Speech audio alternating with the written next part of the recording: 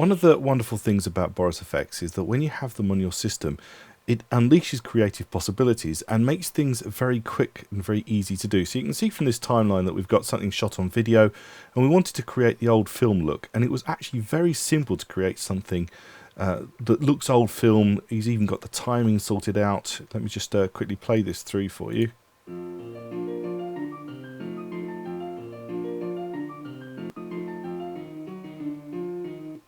So you can see we've got the grain, we've got the noise, we've got the hair, we've got the bits and pieces on the screen, we've got the sepia look, we've even got the timing changes. And I just want to show you how simple this is to do inside of DaVinci Resolve using the BCC plugins. So the first thing I'm going to do is I'm going to get rid of everything that I've done. So I shall pause my video and get rid of everything I've done and come back and start from scratch. So here we are with the project started from scratch. We've just got the clips in, we've got the music in, and we're ready to actually start doing this process. Now, I want to be able to see this working through relatively quickly, and one of the beautiful things about DaVinci Resolve is it's resolution independent. So what we ought to be doing with resolution independent is working at small resolution, particularly when you're applying heavy going effects. So I'm going to go straight to my file and go to the project settings, and this is 1920 by 1080, but actually what I'm going to do is I'm going to go right down to PAL, 25 frames a second, and just click OK. So I'm going to go to a much smaller version, click apply and finish, and you can see that as soon as you move it, it scales perfectly and works there. But when I start applying effects in the color tab, you're going to see that things play a lot quicker than if you're trying to constantly work in HD. So when you're doing this sort of effects heavy work in a small resolution, and then when you're ready for export, just make sure you go back up to whatever version you want, ready to set about your exports. So I'm going to go to the color tab, and I'm going to get rid of a few panels, so I don't need all of the panels here, because I want to have a good version or good view of what's going on over here. And I can pull this across actually. And I need the FX tab so I can see my FX, and I'm going to type in here the BCC. Okay, so we can see the BCC effects, and I'm going to apply effects both to clips and to timelines. Some work if you apply them over the whole timeline, some work better if you apply them in the actual clips themselves. Now the first thing I want to do is just get the look I'm after. And to do that, I really want to go to the whole timeline. I want to apply a look over the whole timeline. I could go in and make all the adjustments, but if you've got an effect that does everything for you in one, it's a lot quicker. So I'm going to go from clip up here to timeline. I'm going to be working in the timeline, and I'm going to create a node, so new serial or add serial node. And I'm going to go down and I'm going to start to find the film versions. So lots and lots of options down here, and you'll see you've got film styles, and we've got film damage, which is probably what we're going to be looking for. So if I apply that to my node, I'm going to get the settings here, but the first thing you do with a BCC effect, particularly one like film damage, is you go straight to the browser. And when you click on the browser, it opens up a browser window, and you can go through and find out what's going to look right for your clip, and you can look at different versions. Do we want to make it more a 1970s version, or do we want to make it a really sort of an old version?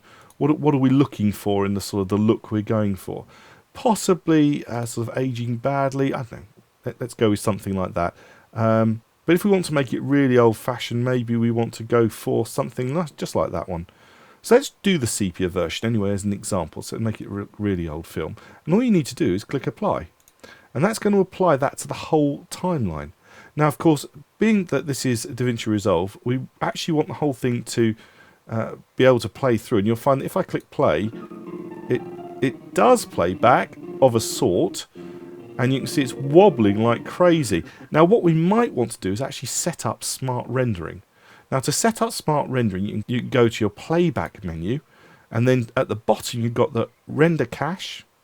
And you can actually go to smart, and when you do that, it's actually going to render through things. And if you leave it without doing anything, you'll start seeing, you get this blue line saying that it's rendering through. And while we're not doing anything, it's going to be rendering through in the background. And being that this isn't now a PAL timeline, it's going to render through an awful lot quicker, so that when we play it through, in fact I can play it through here, you can see the end result. Now that, to me, is very, very difficult to watch. So I actually want to get into these settings.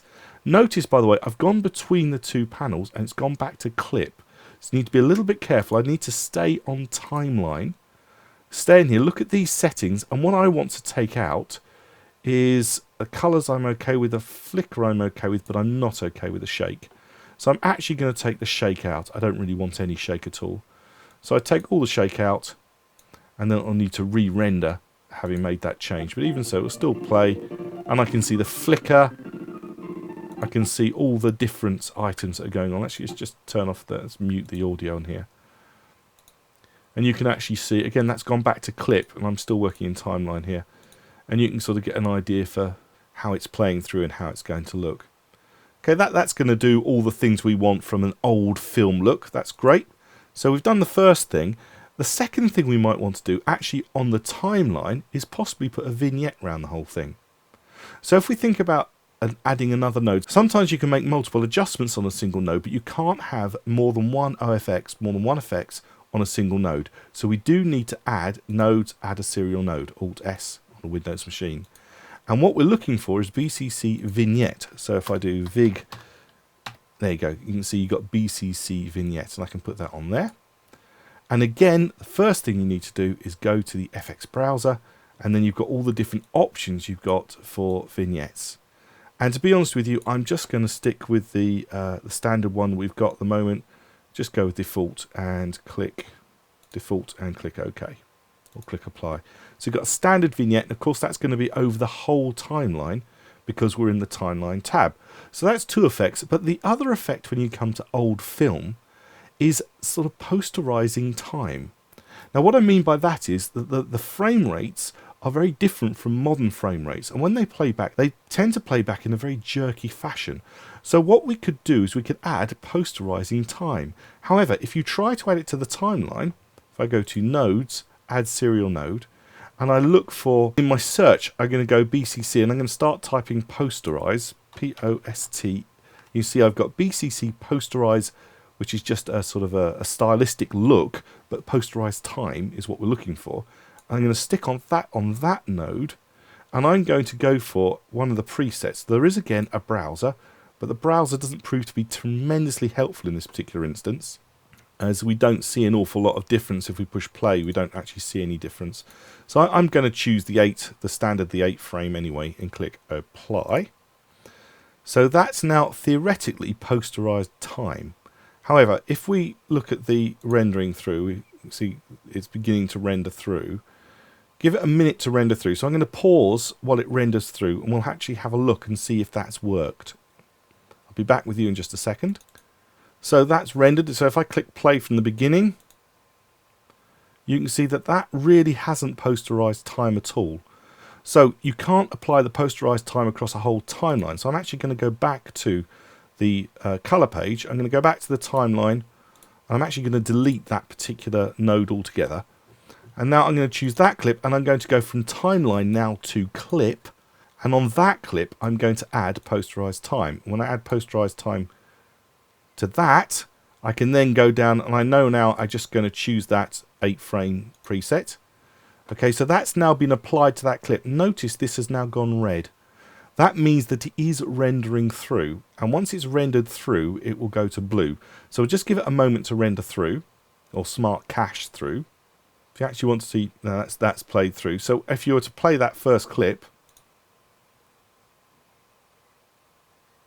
you can see, I don't know if you saw right at the end of that clip there was some sort of, the man coming at the end started having that sort of more jagged look as he came in.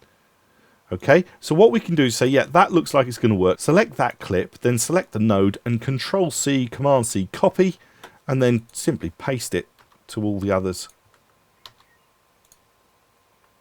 So it's pasted to all the individual clips, and then we have to wait for them to render through. So we'll give them a moment, but bearing in mind we are at PAL settings, it's going to render through an awful lot quicker than it would do if I was in HD settings. So let's just give it a moment to render through. I'll pause and come back to you when it's done. So that's done. Let's go back to the edit page. We get a slightly better view, I think. You can see that that's all done. So let's actually look at the end result.